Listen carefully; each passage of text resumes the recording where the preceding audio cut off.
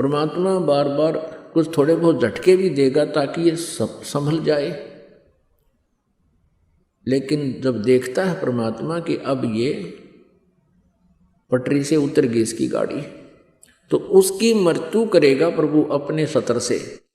न काल का कोई ब्योत नहीं जो हमारे भगत की कोई मृत्यु कर दे।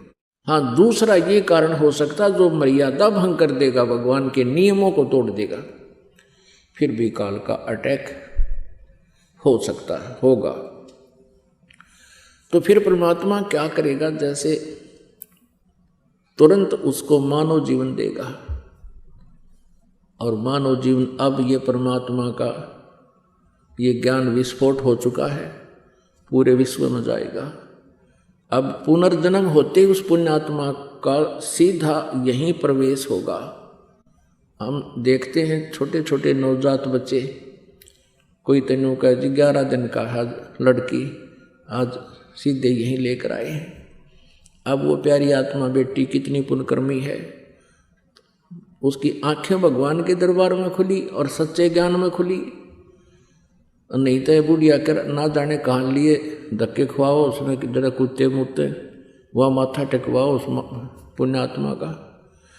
तो ये एक शुभ संस्कार और अच्छे प्राणी को मालिक अपने हिसाब से उसको जन्म और मृत्यु करेगा। अब तो प्रसंग चल रहा है कि हम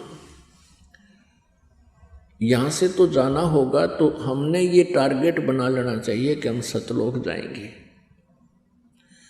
और ये भी मन में एक विशेष ज्ञान के आधार से ये हृदय में जगह समाप्त हो जानी चाहिए कि हे भगवान मेरा फिर जन्म हो जा, मेरा कभी जन्म ना हो मेरे दाता। क्योंकि मान लीजिए आपका फिर जन्म हो गया, जन्म होते ही फिर वही प्रोसीजर, बचपन में शिक्षा ग्रहण करो,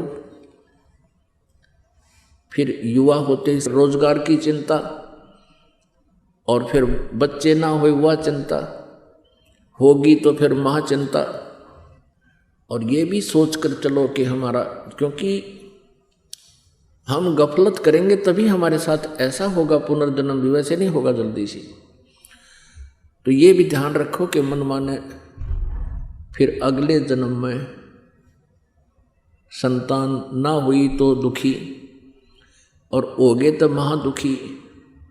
कोई मर गया, कोई जीवित रहा है, कोई रोगी, कोई कोढ़ी हो गया।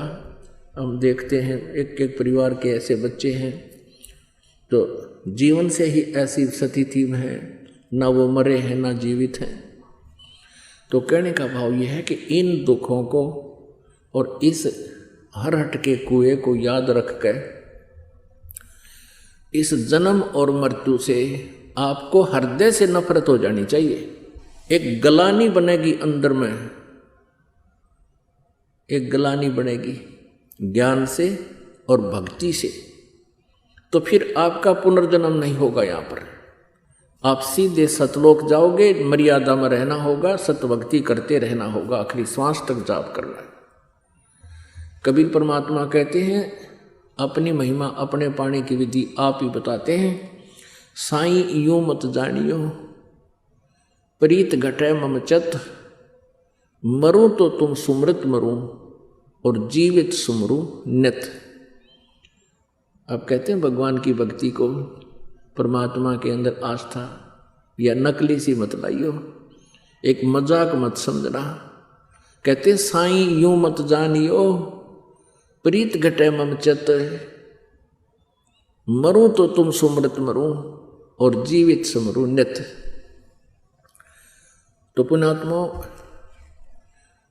परमात्मा का पाना सबसे आसान है।